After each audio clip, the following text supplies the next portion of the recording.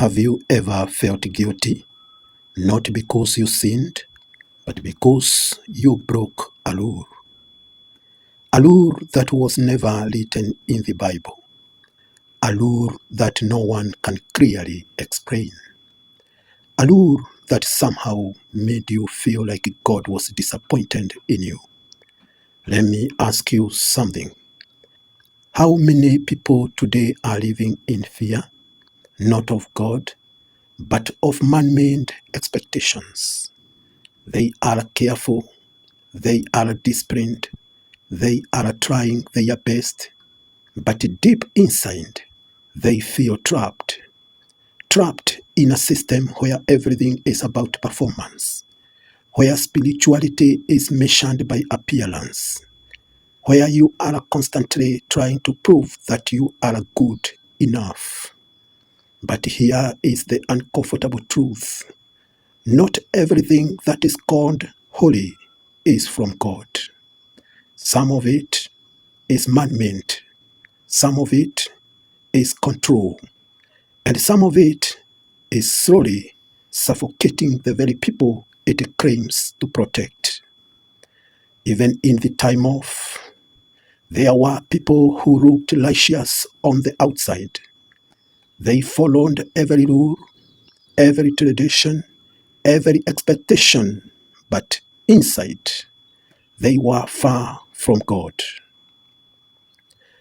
And the ones who suffered the most were the sincere people, the ones who truly wanted to know God, but were buried under rules they could never fully keep. So today, we are going to confront a difficult but necessary truth. The truth about unbiblical rules. The truth about legalism. And the hidden damage it causes in the lives of believers. Because if you don't understand this, you may spend your whole life trying to please God, using standards that God never even set. And that is a burden you were never meant to carry. Now, before we start pointing fingers, before we start calling out systems, we need to ask an honest question. Where does legalism actually come from? Because here is something most people don't realize. Legalism does not begin as something evil. It often begins as something that looks good. It starts with a desire for honor, a desire for discipline, a desire to live a life that pleases God. And on the surface, that sounds right. But somewhere along the way, something shifts. Human opinion slowly begins to mix with divine truth.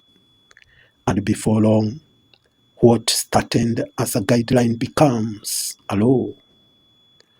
What started as wisdom becomes a burden. What started as a suggestion becomes a standard of judgment. This is how legalism is born. Not in rebellion, but in subtle distortion. Even in the time of God gave laws for a purpose, to guide people, to set them apart, to bring structure. But later, religious leaders began to add to those laws.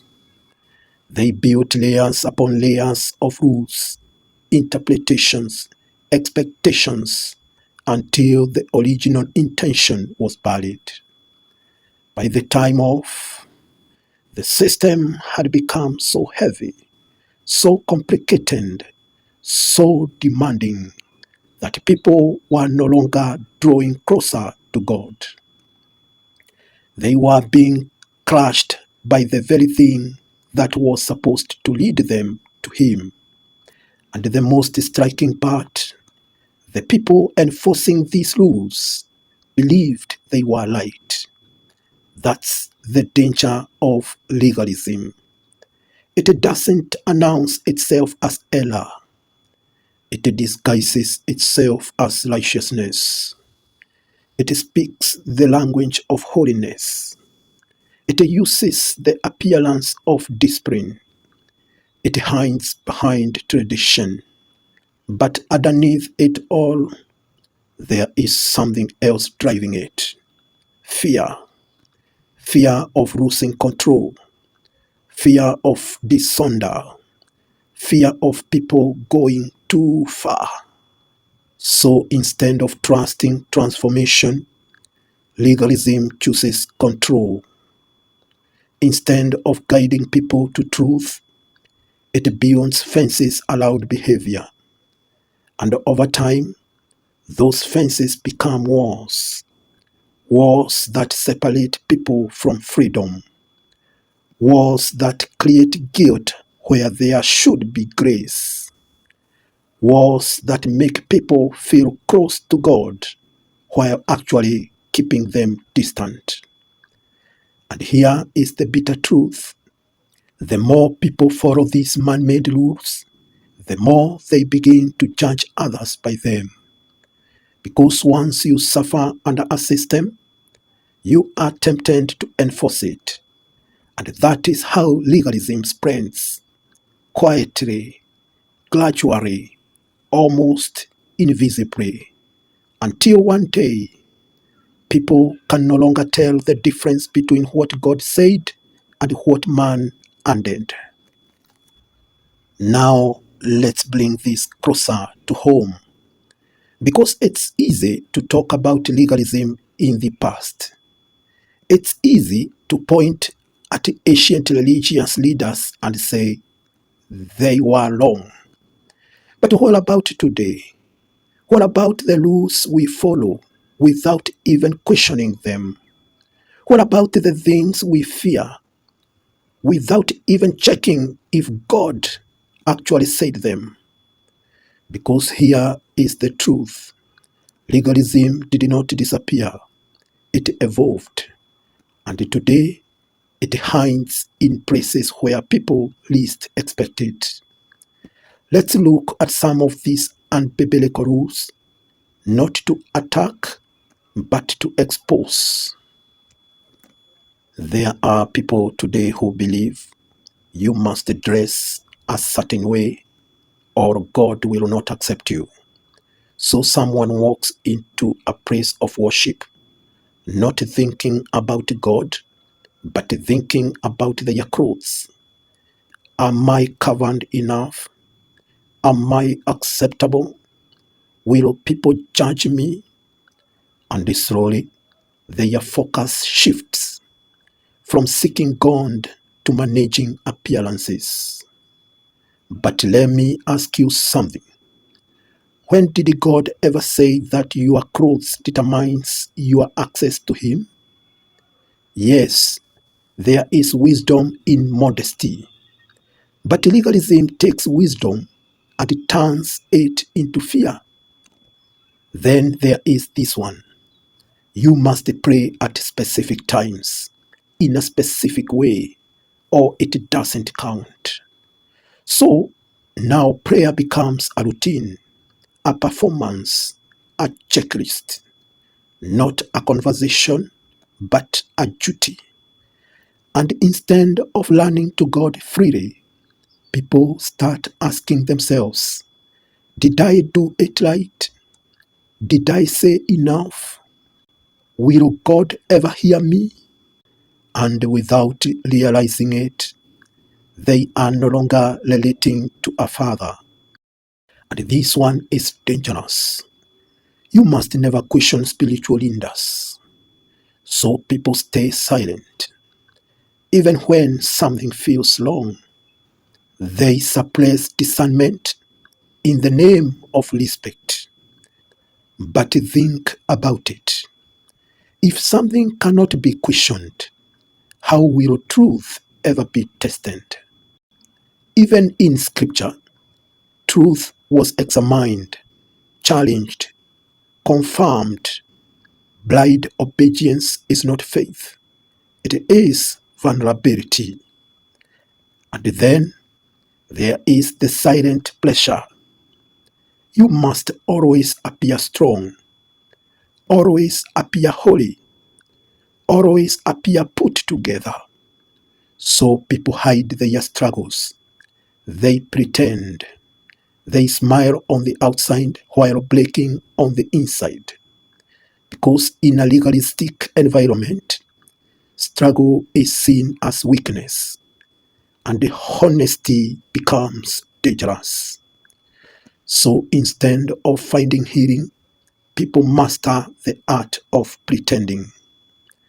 And here is what makes all this even more dangerous.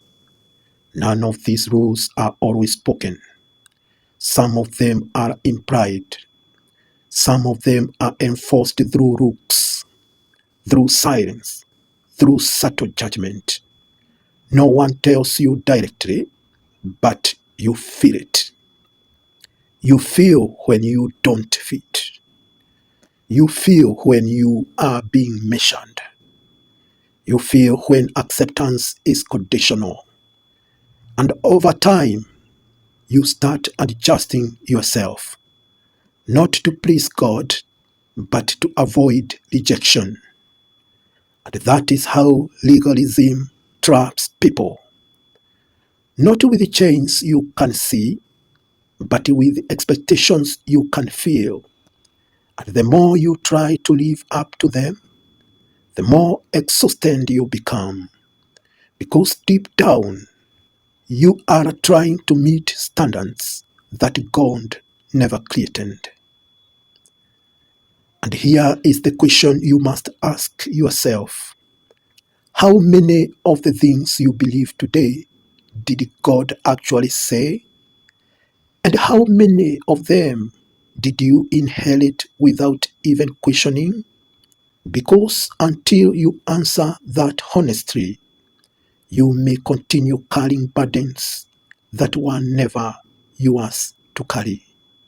Now, here is where it gets uncomfortable. Because legalism is not just about rules, it's about consequences. Silent, slow, but very real consequences. And most of the time, the damage is not visible on the outside, but inside it is deep. The first damage is this. Legalism creates a constant sense of guilt. Not conviction guilt, because no matter how hard you try, there is always another rule, another expectation, another standard you haven't met. So you are always asking yourself, am I doing enough? Am I good enough? Is God disappointed in me? And instead of feeling drawn to God, you start feeling like you are constantly failing Him. But think about it. If your relationship with God is built on fear of failure, is that really a relationship? Or is it pressure? The second damage, legalism produces spiritual exhaustion. Because now your faith is no longer a place of rest. It becomes work, heavy work. You are trying to maintain an image, trying to follow every rule, trying not to make mistakes, trying to keep up appearances. And slowly, you get tired. Not tired of God, but tired of the system surrounding Him. And here is the tragedy. Many people walk away thinking they are leaving God, when in reality, they are escaping legalism. The third damage is dangerous. Legalism breeds hypocrisy.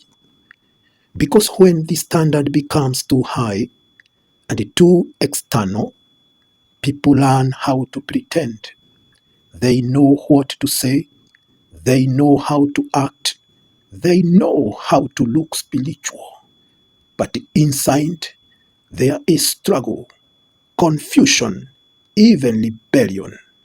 And instead of dealing with the real issues, they hide them. Because in a legalistic environment, truth is risky and the image is everything. The fourth damage, legalism destroys authentic relationships. Because when people are constantly judging, measuring, comparing, trust disappears. People cannot be open, they cannot be real, they cannot say, I am struggling, I don't understand, I need help, because the moment they do, they risk being labeled. So instead of community, you have performance. Instead of connecting, you have competition. And then, perhaps the most painful damage of all, legalism pushes people away from God. Yes, away from God. Not because they hate Him, but because they were introduced to a version of Him that is harsh, demanding, impossible to please. A God who is always watching, always judging, always waiting for you to fail. So people begin to withdraw. They stop praying, they stop engaging, they lose interest. Not because God changed, but because their perception of Him was distorted. And this is where it becomes heartbreaking, because the very system that claims to bring people closer to God ends up driving them away. Quietly, slowly, one person at a time. And here is the question no one wants to ask. How many people today are not lost because they rejected God, but because they were overwhelmed by rules that God never gave? How many people are carrying wounds, not from world, but from religious expectations? Because until we confront this, we will keep blaming people for living without examining what pushes them away. And that is a truth many are not ready to face. Now, here's something we must be honest about. If legalism is so damaging, if it pushes people away, if it creates guilt, exhaustion, and hypocrisy, then why does it continue? Why do people defend it, protect it, and sometimes even promote it? Because the truth is, legalism survives not just because of leaders, but because of people. Ordinary people, sincere people, even well meaning believers. The first reason is this: legalism gives people a sense of control. Think about it. A relationship with God requires faith, it requires trust, it requires transformation from the inside out. But that process is slow, invisible, and sometimes uncomfortable. Legalism offers something easier: clear rules, clear expectations, clear boundaries. Do this, don't do that, follow this, avoid that. And suddenly, spirituality feels measurable. It feels manageable. It feels safe. But here is the problem: control can look like stability even when it is replacing true transformation. The second reason, legalism makes people feel spiritually superior. Let's be honest, when you follow a strict set of rules and you see others who don't, It is very easy to start comparing. I am more disciplined. I am more serious. I am more committed. And without saying it out loud, you begin to feel better, higher, more acceptable. And this is exactly what happened with them. They mastered the art of outward righteousness, but inside, something was off. Because when your confidence comes from what you do instead of who you are becoming, pride quietly enters the room. The third reason: legalism is easier than true spiritual growth. Real growth is hard. It requires humility. It requires honesty. It requires confronting your own flaws, your own motives, your own weaknesses.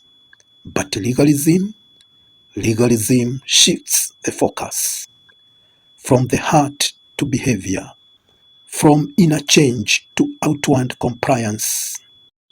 So instead of asking, am I becoming more loving? Am I becoming more patient? Am I becoming more like Christ? People start asking, am I following the rules? Am I doing what is expected? Am I avoiding what is forbidden? And as long as the answer is yes, they feel okay, even if nothing inside is truly changing. The fourth reason: legalism is often passed down without question, from one generation to another, from one leader to another, from one church to another. Practices become traditions. Traditions becomes expectations, and expectations become truth, not because they were tested, but because they were inherited. And questioning them feels like rebellion. So people don't ask, they don't examine, they simply continue. And here is the most uncomfortable part. Some people defend legalism because they suffered under it. They struggled to meet the standards. They sacrificed. They endured. They conformed. So now, letting go feels like loss. It feels like everything they went through might not have been necessary, and that is a painful realization. So instead, they enforce it, because if they had to go through it, then others should too. And that is how legalism sustains itself, not just through authority, but through agreement, not just through teaching, but through acceptance. So before pointing fingers, here is a question each person must ask. Am I defending truth, or am I defending tradition? Am I helping people grow, or am I just expecting them to conform? Because sometimes the strongest defenders of legalism are not trying to harm anyone. They are simply protecting what they have never taken the time to question. And until that changes, legalism will continue, not loudly, but quietly, through people who believe they are doing the right thing. Now, at this point, we need to make something very clear, because not all correction is bad, not all standards are wrong, and not everything that feels uncomfortable is legalism. So, how do you tell the difference? How do you know when something is from God and when it is simply pressure from man? The answer lies in understanding the difference between conviction and legalism. Conviction comes from God, legalism comes from man. And although they may sometimes look similar on the surface, they produce completely different results. Let's start with conviction. Conviction is internal. It speaks to your heart. It doesn't just tell you what is wrong, it shows you why. It leads you towards change, not out of fear, but out of understanding, out of love, out of a desire to grow. Conviction says, this is not who you are meant to be. There is something better for you. It collects you, but it also draws you closer. Even when it is uncomfortable, there is peace in it. Because deep down, you know it is coming from truth. Now compare that with legalism.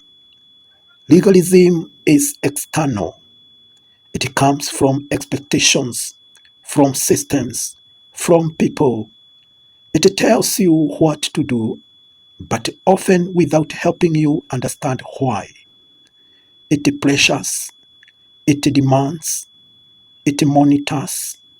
Legalism says, if you don't do this, you are wrong. If you don't meet this standard, you are not acceptable. And instead of drawing you closer, it pushes you into fear. Fear of failure, fear of judgment, fear of not measuring up. Here is another difference. Conviction produces transformation. Legalism produces performance. When you are under conviction, change begins from the inside. Your thoughts begin to shift. Your desires begin to change. Your heart begins to align. But when you are under legalism, you focus on the outside. Your actions may change, but your heart remains the same. And that is why people can look holy but feel empty. Conviction is specific. It deals with real issues in your life. It speaks clearly, directly, personally. But legalism is often general. It creates broad rules applied to everyone without considering individual growth, understanding, or context. And here is something very important. Conviction brings you closer to God, even when it collects you. But legalism makes you want to hide. Hide your struggles, hide your questions, hide your true self, because you feel like you are not enough. And this is the ultimate test. When something is truly from God, it may change you, but it will not crush you. It may collect you, but it will not condemn you. It may stretch you, but it will not suffocate you. So the next time you feel pressure, the next time you feel that weight, ask yourself this simple question. Is this drawing me closer to God or pushing me further away? Because God does not lead with confusion. He does not guide through fear. And He does not require you to carry burdens that He never gave you. And once you begin to see the difference, everything changes. You stop chasing approval and you start pursuing truth. You stop performing and you start transforming. And for the first time, your relationship with God becomes exactly what it was meant to be, real. Now the question is no longer, is legalism real? You have seen it, you have felt it, you may have even lived under it. So the real question now is this: how do you break free? Because freedom does not begin on the outside. It begins with a decision to stop accepting everything without questioning it, a decision to stop carrying burdens without examining their source, a decision to go back not to tradition, not to assumptions, but to truth. The first step to breaking free is to return to the Word of God.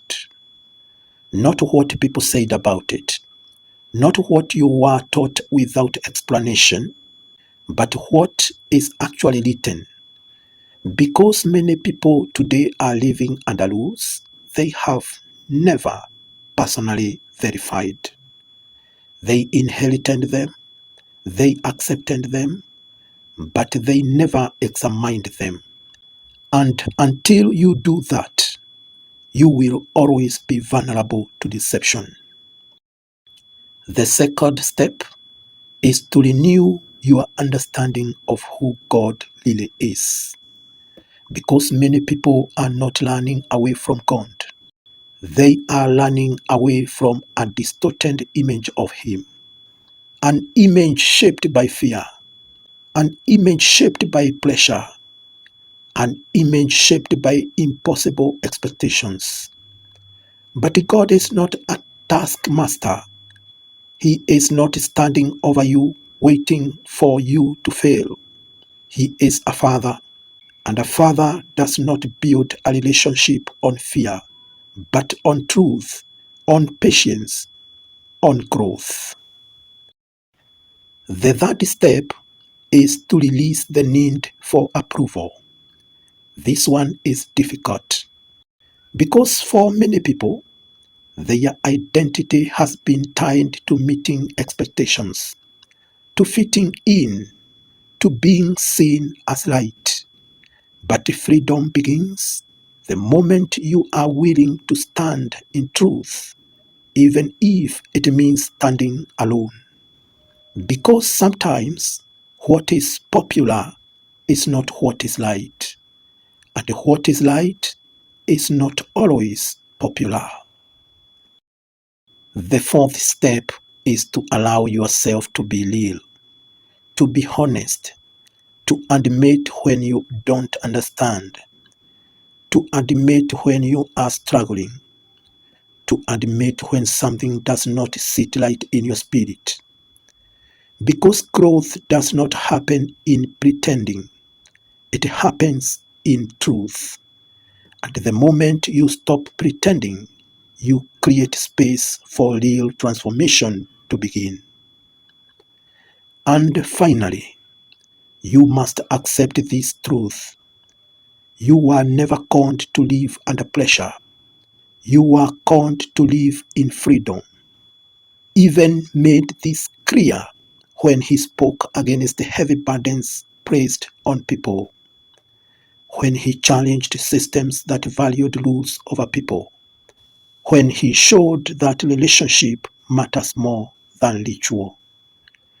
So if your faith feels heavy, if it feels exhausting, if it feels like you are constantly trying but never arriving, then maybe, just maybe, it's not God who made it that way.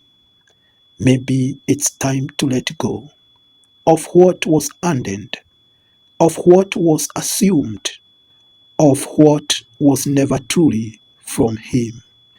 Because at the end of the day, God is not asking you to perform, He is inviting you to know Him, not through fear, not through pressure, but through truth. And here is the final question. When everything is stripped away, when the rules, the expectations, the traditions are removed, what remains? Is it fear or is it faith? Because real faith does not need chains to survive, and real truth does not need pressure to stand. So choose carefully, not what is loud, not what is popular, but what is true, because only the truth will ever set you free.